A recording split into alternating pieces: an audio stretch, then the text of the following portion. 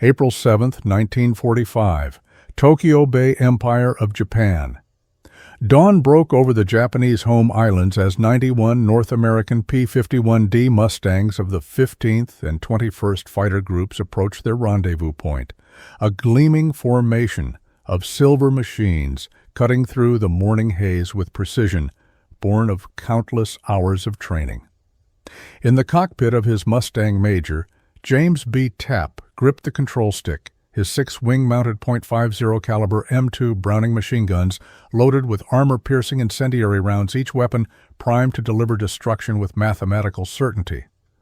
Below Mount Fuji stood like a sentinel over the sprawling urban landscape, its snow-capped peak providing both a navigation point and a stark reminder of the vast distances these single-engine fighters had crossed from their bases, some 750 miles across open ocean. Japanese pilots scrambled from airfields in Tokyo, their interceptors cutting through the sky, yet they were unprepared for what they saw. The sight of these American fighters over the imperial capital, a place they had been assured was unreachable, stunned them. Major James B. Tapp's voice was calm, but inside, every sense was alert. Every motion calculated for this mission was unprecedented, escorting B-29 superfortresses deep into the Japanese homeland, a feat previously deemed impossible for single-engine fighters. The Mustangs formed up with precision honed through countless hours of formation drills, deflection shooting practice, and instrument navigation training, each pilot relying on the other in a ballet of steel and firepower. Japanese Ki-84 Hayate fighters and older models surged to meet them, yet the contrast was stark. While the Nakajima Ki-84S had speed and maneuverability at certain altitudes, they were limited by short-range, inconsistent production quality and pilots who had received drastically reduced training hours due to attrition and fuel shortages. Engines sputtered, and failed landing gear collapsed under the simplest stress, and many units faced mechanical unreliability, compounded by insufficient maintenance and lack of spare parts. American Mustangs, by contrast, were the product of an industrial system capable of producing aircraft in overwhelming numbers with uniform quality and precision. Each Merlin-powered engine functioned reliably at high-altitude superchargers, maintained sea-level power even at 25,000 feet, and the pilots had trained for hundreds of hours in formation gunnery navigation and instrument flying. As they approached Tokyo, the psychological effect on Japanese defenders was immediate and catastrophic. Flight Sergeant To Tanamizu, commanding a Ki-84, later recalled that he thought he must be dreaming that such fighters could not possibly have reached the homeland, yet there they were, dozens of them flying as if they owned the sky. The Americans descended in calculated maneuvers, employing speed-altitude advantage and disciplined coordination. Every throttle adjustment, every climb and dive was the culmination of a doctrine that married technology, industrial capacity, and human skill. The Mustangs were not merely aircraft. They were the embodiment of a philosophy of war in which precision preparation and overwhelming resources rendered the impossible routine. Below them, the streets, factories, and airfields of Tokyo began to reflect the changing balance of power. Smoke from training areas and industrial centers indicated panic as the defenders struggled to respond. For the Japanese, this was a moment of dawning realization. The imperial skies were no longer their domain, and the technology, production, and training of their enemy had created a force that could reach them at will strike with impunity and vanish before a coordinated response could be mounted. Major Tapp's Mustang maneuvered through the early morning light engines, singing guns ready as the mission stretched every limit of man and machine. The ocean crossed the mountains, navigated the enemy. In sight, the Mustangs embodied the culmination of American ingenuity and industrial might, a force whose presence alone signaled that the war in its final chapters would be decided not only by courage, but by the inexhaustible capacity to produce, maintain, and deploy overwhelming power across the globe. For the Japanese pilots who faced them, the shock was profound, a visceral realization that the tide had turned irrevocably, and that their homeland, once considered secure, was now within reach of the enemies they had been taught to fear but never expected to see above their cities. As the Mustangs approached their targets over Tokyo, the contrast between American and Japanese aircraft became impossible to ignore. The P-51D Mustang, powered by the Packard-built Merlin 1650, 7-engine, delivered 695 horsepower at takeoff with water injection, and could reach 720 horsepower in emergency war-power settings, sustaining high performance at altitudes where the Nakajima Ki-84 Hayate, with its single-stage supercharger, struggled to maintain even 350 miles per hour. Every maneuver of the Mustang was calculated optimized for both speed and energy retention, while its 6 wing-mounted .50 caliber M2 Browning machine guns provided a combined rate of fire that could unleash nearly 2,000 rounds of armor-piercing incendiary ammunition, each round weighing 46 grams and traveling at nearly 3,000 feet per second, capable of penetrating armor, igniting fuel, and disabling engines with astonishing efficiency. In contrast, Japanese interceptors, even the most advanced Ki-84S, were hampered by inconsistent production standards engines that suffered from low-octane fuel and cockpit ergonomics that limited visibility and reaction time. Their 20mm and 30mm cannons carried insufficient ammunition, often fewer than 150 rounds per gun, leaving pilots with little margin for error in the split-second engagements that characterized aerial combat. The mathematics of combat favored the Americans not merely because of raw speed or firepower, but because of the convergence of multiple factors: reliability, standardized construction, logistical support, pilot training, and survivability engineered into every Mustang. While Japanese pilots had been trained on limited hours of flight, often less than 50 hours on type American aviators, had logged hundreds of hours of formation, flying deflection, shooting instrument navigation, and simulated combat against captured enemy aircraft, building instincts that allowed them to act decisively under pressure. Every P-51D that rolled off the assembly lines in California or Texas was essentially identical, allowing pilots to know precisely how the aircraft would respond in every situation. Maintenance teams kept the machines at operational readiness above 80%, even in austere forward bases capable of engine changes in a few hours and repairs to battle-damaged aircraft overnight. The reliability and predictability of these machines created a psychological advantage that compounded the technical superiority. Japanese pilots faced a daily calculus of survival engines that might seize due to low-quality fuel landing gear, prone to collapse radios that failed above 15,000 feet, and oxygen systems that did not regulate automatically. They flew into the enemy sky with no hope of rescue beyond what they could achieve on their own, relying on skill and luck against a foe whose industrial and training advantages made their odds increasingly untenable. The Mustang's long-range capability, enhanced by 110-gallon auxiliary drop tanks, allowed them to escort B-29s deep into the Japanese heartland, a logistical achievement that defied previous assumptions about single-engine fighter operations. Each mission represented a triumph of planning, navigation, and engineering. Pilots had to navigate over 1,500 miles of open ocean, ascend to high altitudes while maintaining engine efficiency, time their arrival precisely with the bomber's schedule, and execute combat maneuvers with exacting coordination. Every aspect of the P-51's design, from laminar flow wings, reducing drag by over 30%, to supercharger efficiency and reliable armament, was intended to create an aircraft that could operate independently of chance, delivering both protection for the bombers and lethal firepower against interceptors. As they neared Tokyo, Major Tapp observed the enemy scrambling. Their reactions delayed, their formations poorly coordinated. Japanese command had assumed distance would protect the home islands, that single-engine fighters could not reach the capital, that pilots, even if airborne, could not effectively engage the American escort. All of these assumptions collapsed within minutes of the Mustang formation appearing above them. Every maneuver, from the tight banking turns to the vertical zoom climbs, was executed with precision that Japanese pilots could neither match nor anticipate. The disparity extended beyond performance statistics.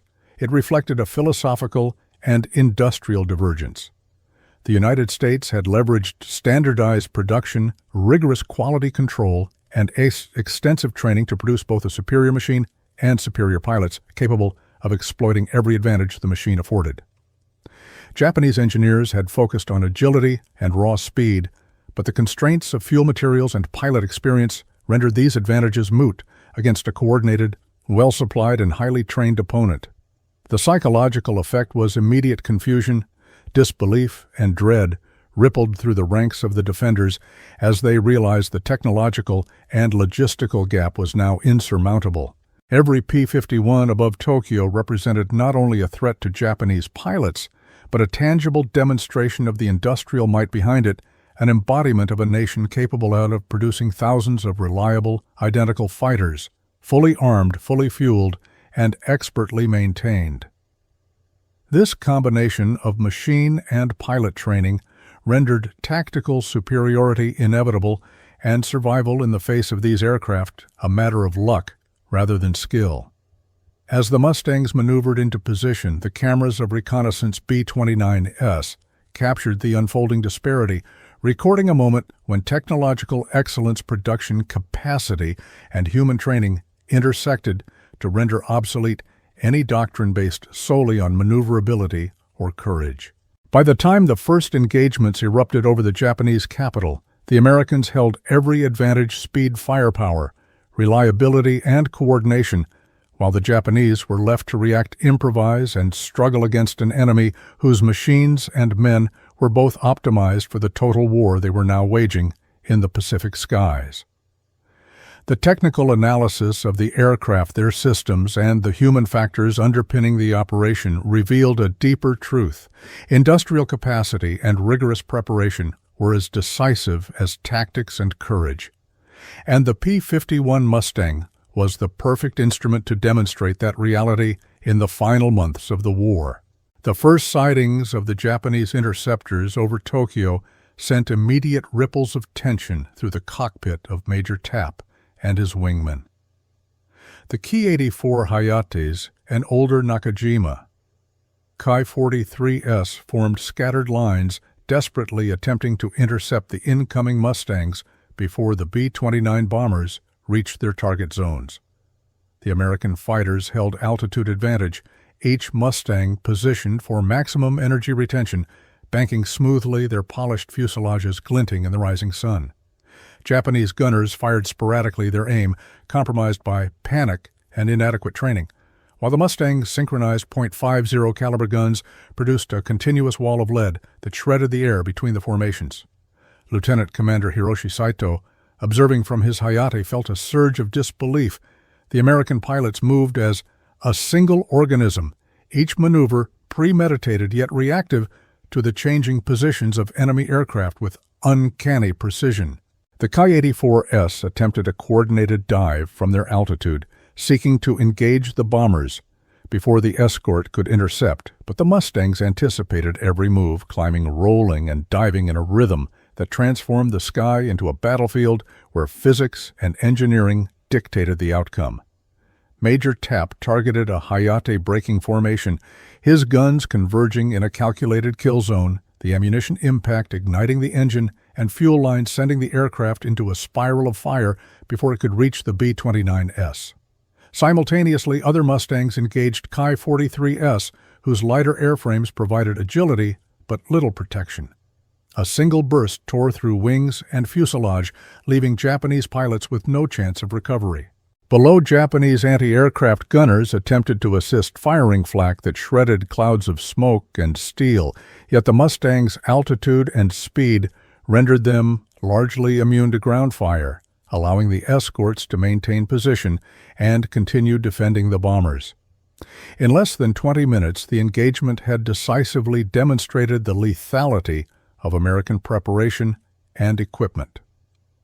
Observers from B-29s recorded the unfolding destruction, Hayates and Ki-43s tumbling from the sky, plumes of smoke rising from engines, while American aircraft remained intact, undamaged, and in formation.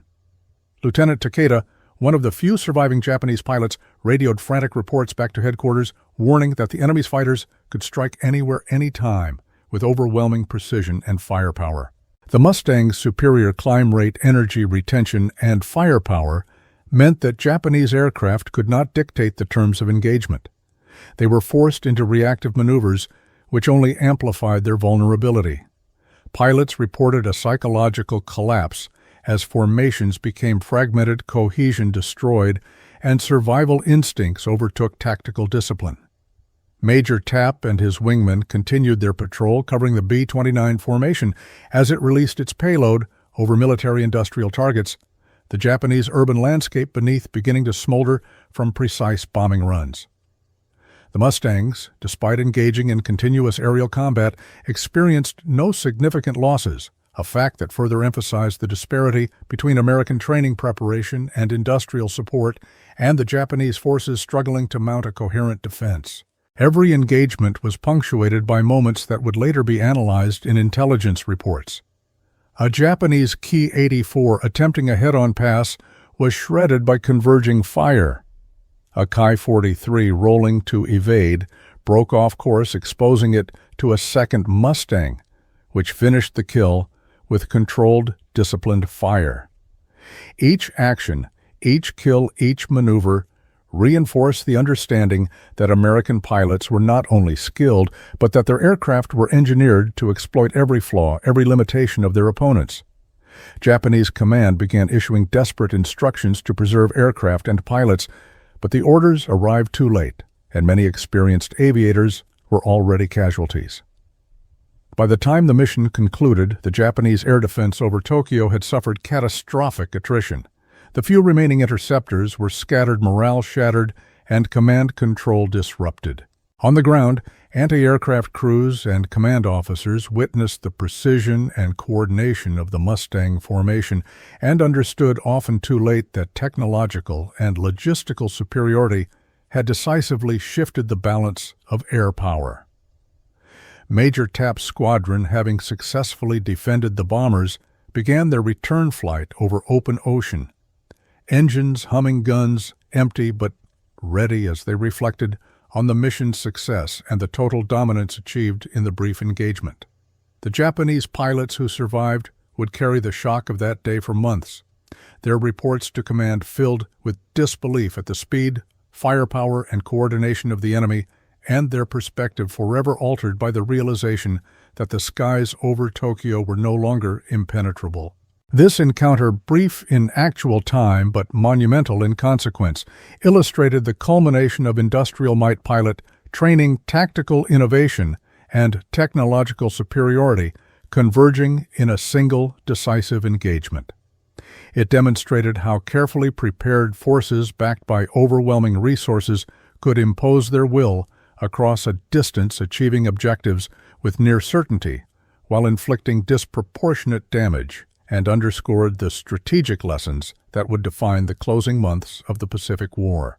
The aftermath of the Mustang engagement over Tokyo left an indelible mark on both the Japanese military and civilian psyche.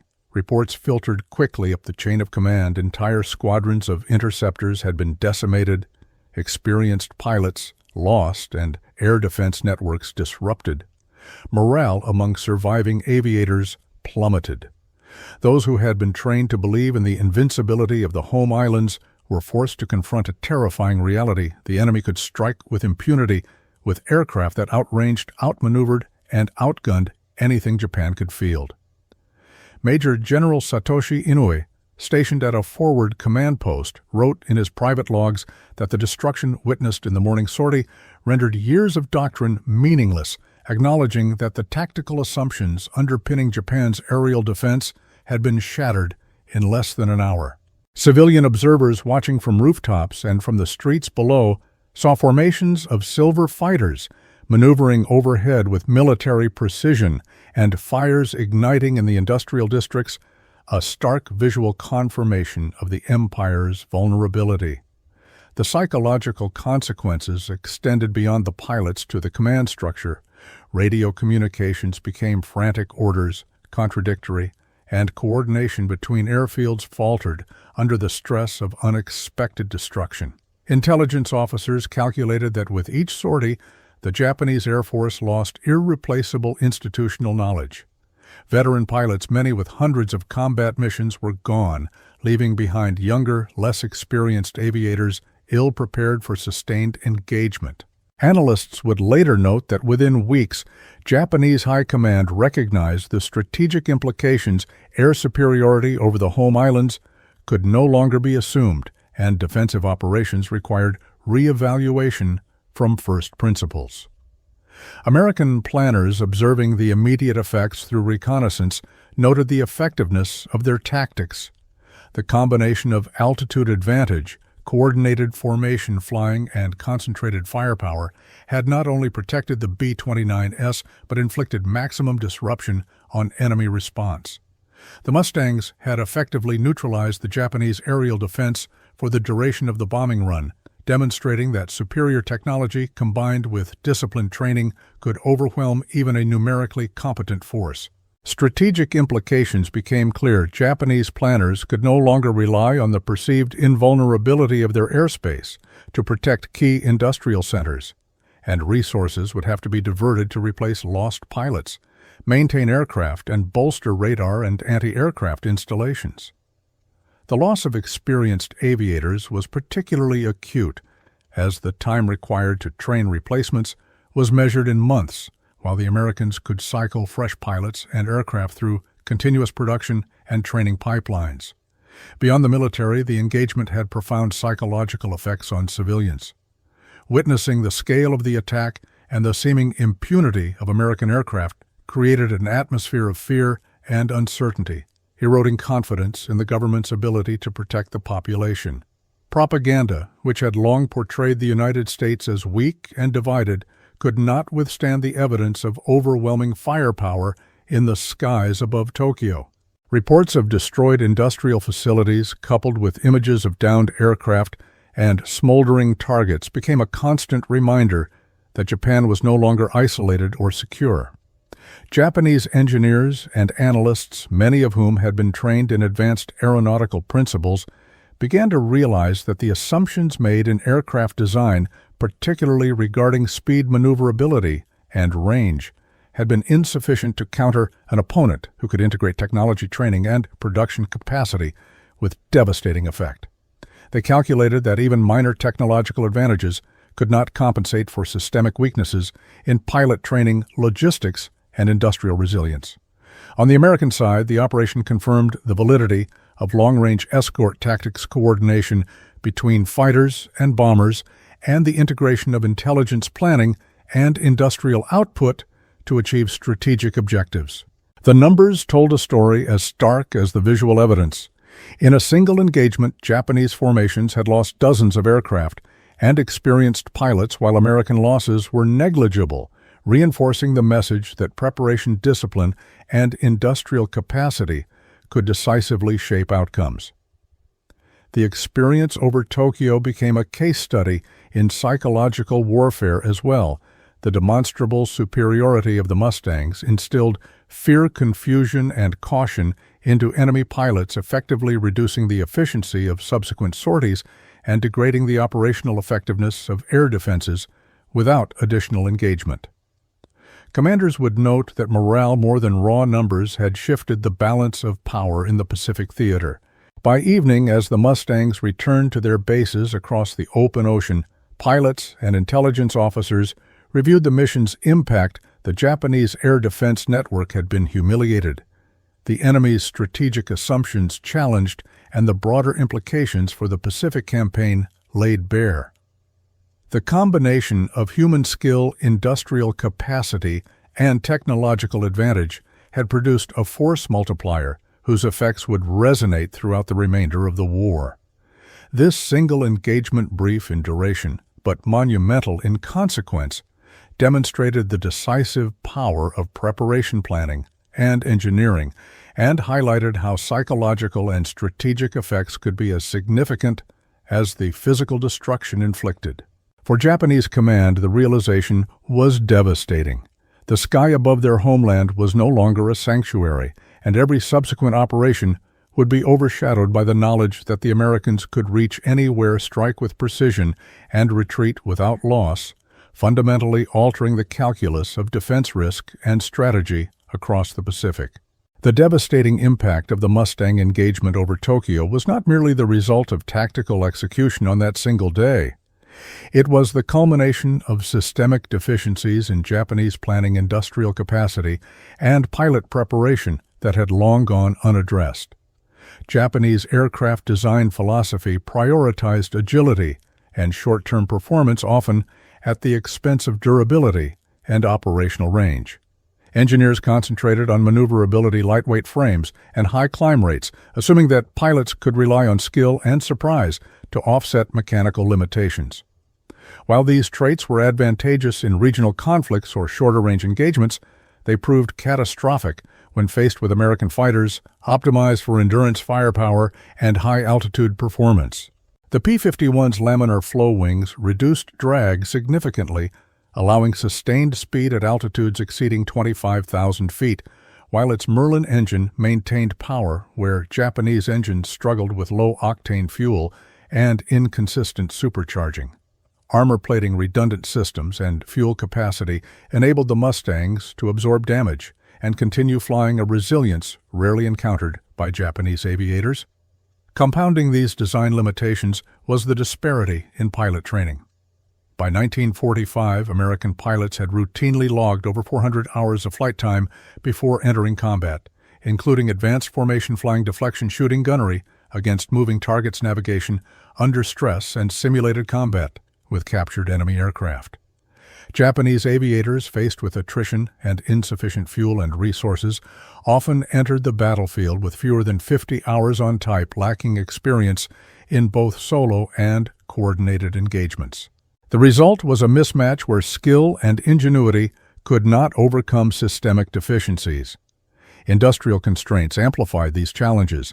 While the United States could produce thousands of identical, reliable fighters monthly, the Japanese industrial complex faced raw material shortages, bombed factories, and production inconsistencies. Aircraft delivered to frontline units varied in engine performance, armament, and structural integrity. Spare parts were scarce, maintenance crews undertrained, and operational tempo unsustainable. Every loss in combat was exponentially more damaging because replacements were slow, incomplete, or inferior. Strategically, Japanese command had assumed the home islands were effectively insulated by distance and that the Allies lacked the reach to conduct sustained operations over enemy territory. This assumption underpinned decisions in aircraft range pilot deployment and airfield dispersal. However, the American focus on long-range escort fighters, precise navigation, and synchronized operations shattered these assumptions. Mustangs operating from advanced bases and utilizing drop tanks for extended range penetrated areas that Japanese planners had considered secure, exposing the flaws in their strategic calculus. Intelligence and reconnaissance failures further compounded the problem. Japanese command had limited access to real-time operational data and underestimated the speed with which American industrial output could be translated into operational strength. They assumed attrition would favor defenders, miscalculating the rate at which the Allies could replace losses with fresh pilots, aircraft, and ordnance. The convergence of these factors, aircraft design limitations, pilot training deficiencies, industrial constraints, and flawed strategic assumptions, explains why the Japanese air defense over Tokyo collapsed so decisively during the Mustang engagement. The consequences extended beyond the immediate loss of aircraft. The psychological effect on surviving pilots, ground crews, and command officers was profound. Fear replaced confidence, hesitation replaced decisiveness, and the doctrine that had guided the Imperial Air Force for years proved inadequate. Analysts later quantified the disparity. A single P-51 sortie backed by trained pilots and logistical support could inflict losses on Japanese units far exceeding what defenders could replace in months. In essence, the Americans had engineered not merely an aircraft, but an operational system that leveraged industrial might, technological superiority, and human skill to achieve exponential effect. Japanese pilots and engineers, when reviewing the engagement afterward, recognized the impossibility of overcoming these converging advantages. The Mustang was not just a faster or better aircraft. It was a manifestation of a philosophy that integrated production training and doctrine into a single decisive force.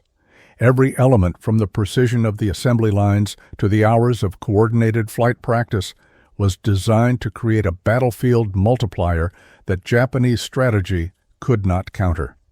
By the end of the day, the analysis was clear. The collapse over Tokyo was not an anomaly, but the predictable outcome of systemic mismatches. It underscored a broader lesson of the Pacific War. Technological excellence alone was insufficient without the infrastructure, training, and industrial capacity to support sustained operations. The Japanese defense failed because it had been optimized for a world that no longer existed, a world in which distance, surprise, and pilot skill could compensate for material limitations.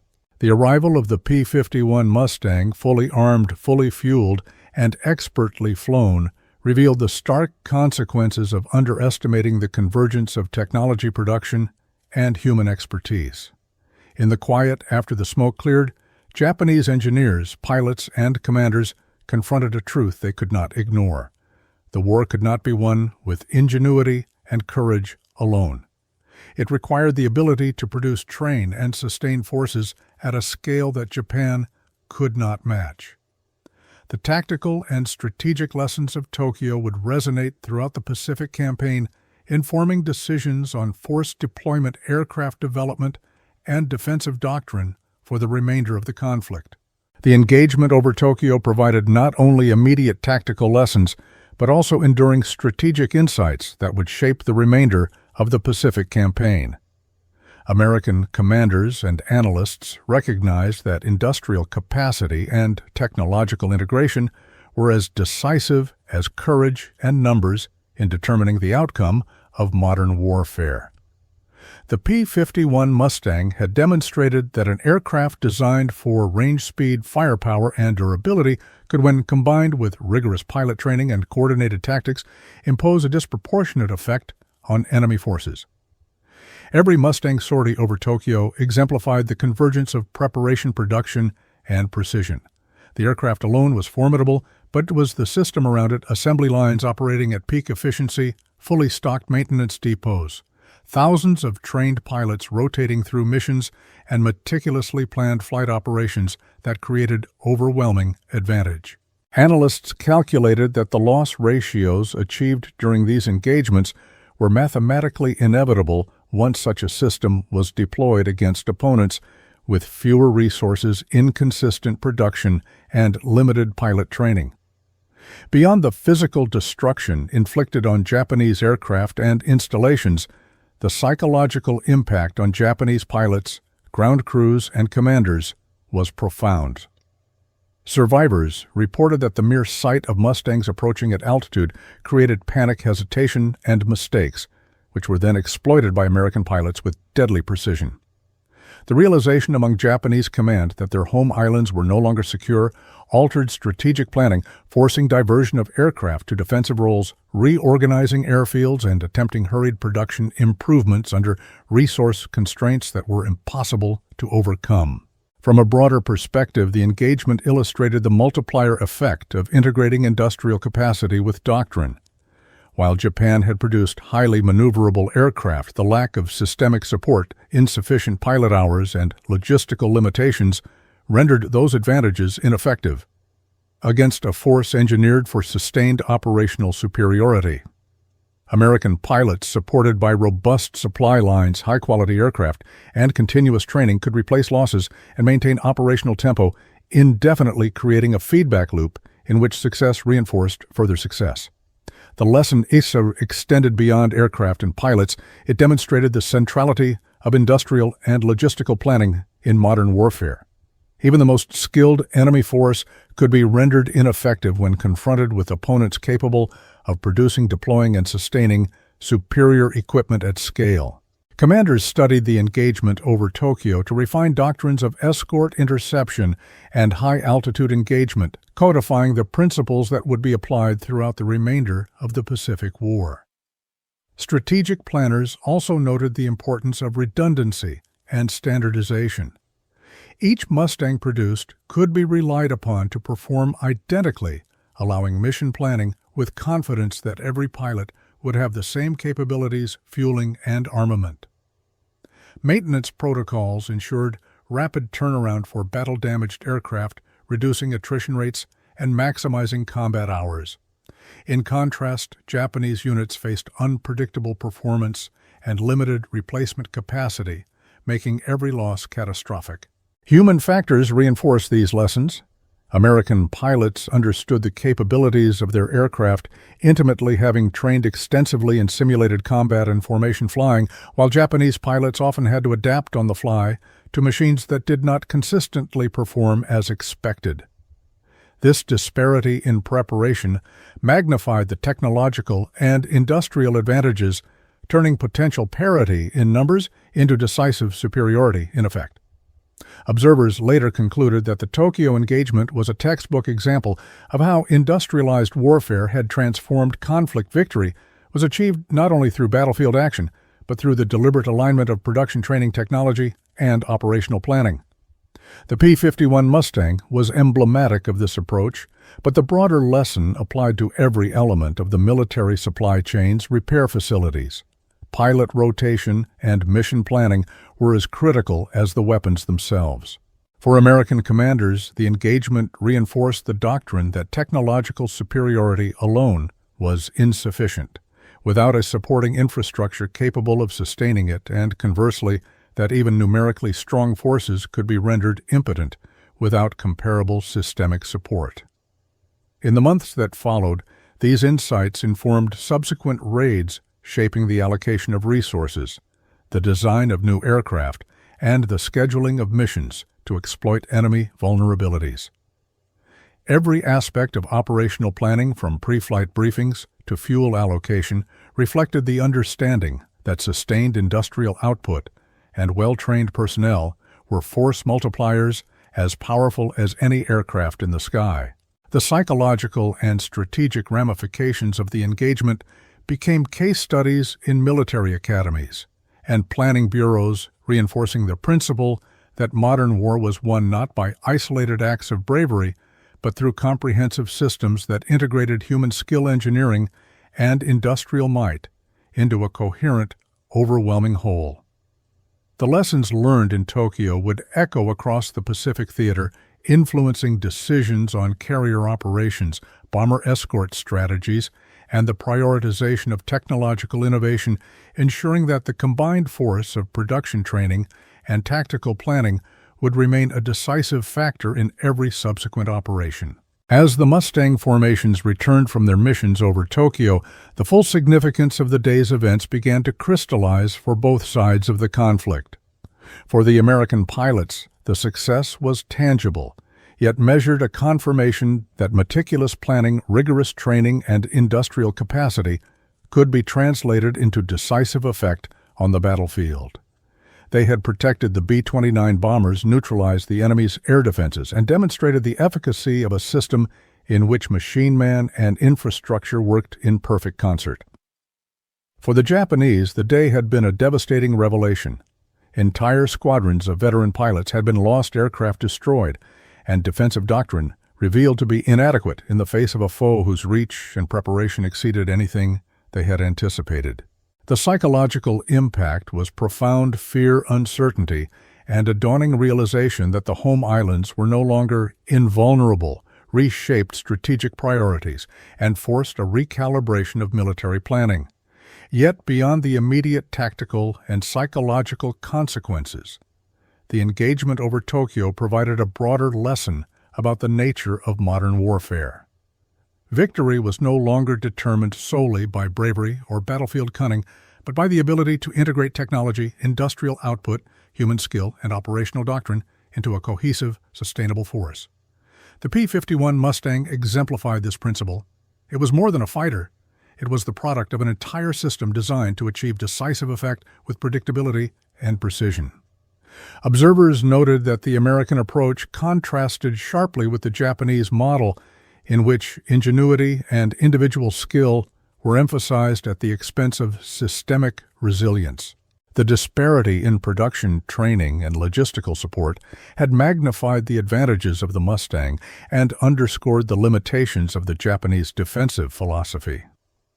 From the perspective of historians and military analysts, the engagement served as a case study in the convergence of factors that define decisive force.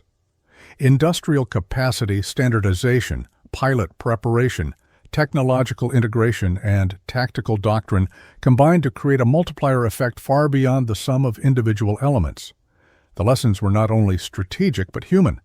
The pilots who had flown into Tokyo faced danger with confidence rooted in preparation and support, while those on the defending side contended with uncertainty, fear, and the knowledge that their best efforts might be rendered futile by the systemic advantages of their adversary. For the civilians on the ground, the operation was a stark demonstration of vulnerability and the shifting balance of power. Factories, transport infrastructure, and urban districts had been exposed to precise coordinated attacks, revealing both the potency of the American air campaign and the insufficiency of existing defensive measures. These consequences would ripple through planning at every level of the Japanese military, shaping decisions for the remainder of the war and contributing to the eventual collapse of coordinated resistance. In reflecting on the broader implications of the engagement, it becomes clear that the Mustang missions over Tokyo were not isolated incidents, but components of a larger strategic framework. They illustrated how preparation, coordination, and resource allocation could achieve results disproportionate to the apparent size of the force.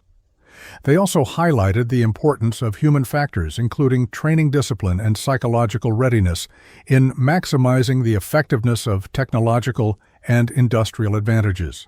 As the sun set on Tokyo that evening, the pilots returned to their bases, aware that they had altered the trajectory of the campaign in subtle but irreversible ways.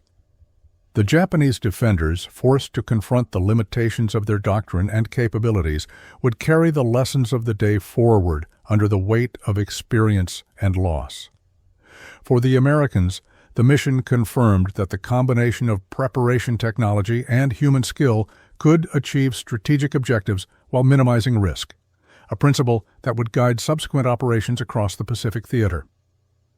The narrative of the Mustang over Tokyo, from the first sighting of enemy aircraft to the culmination of the escort and engagement, closes with a reflection on human endeavor, ingenuity, and the interplay of technology and strategy in war. It demonstrates that in modern conflict, victory is rarely the result of isolated heroics. It is the outcome of systems designed to leverage every advantage, to integrate every resource, and to maximize the potential of every individual within that system. For viewers and historians alike, the story serves as a reminder that industrial might training and strategic foresight can be as decisive as courage and tactical brilliance, and that the lessons learned in the skies over Tokyo continue to inform our understanding of how wars are fought, won, and remembered. If you found this analysis of the Mustang engagement insightful, leave a comment with one to show agreement, or a like if you think other factors played a more decisive role, and don't forget to subscribe to our channel to follow the full series of WW2 stories that reveal the hidden truths behind every turning point of the war.